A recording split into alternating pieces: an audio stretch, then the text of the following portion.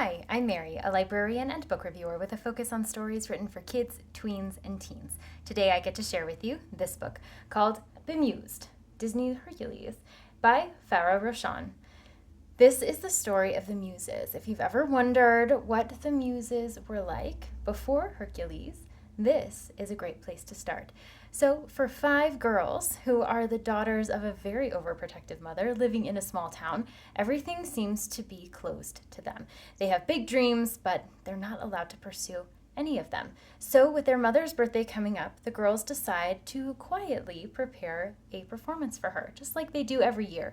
Except this year, they're inviting the whole town to watch.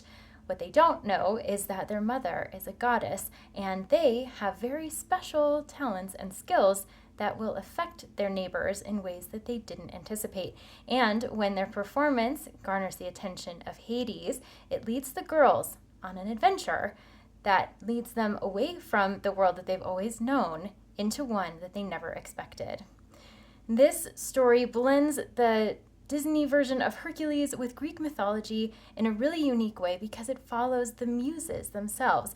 So where you might be inspired to read a Greek mythology story about Zeus or any of the other gods on Mount Olympus, this one looks at things from a slightly different perspective. And the freshness of that perspective helps readers get to know mythology in a slightly different way.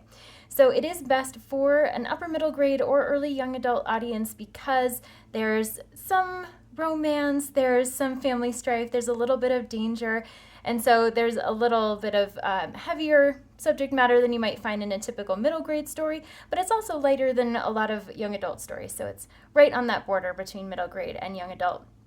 And as you're going through the story, it's told through multiple perspectives.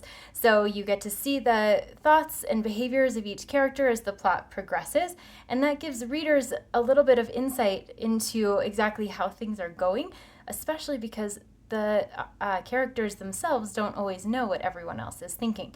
So you got a little bit of dramatic tension that comes into that as well. There's also a little bit of the songs from Hercules kind of woven into the dialogue and narrative in this story. So for fans of the Hercules movie, you will find some parallels here, and it is just a really fun way to get to know those characters in a way that the movie itself does not do. So for readers who like Greek mythology, who are fans of Percy Jackson, who are fans of the Hercules film, and just examining the world from a slightly different lens, this book is a great way to do that, especially for upper middle grade or young adult readers.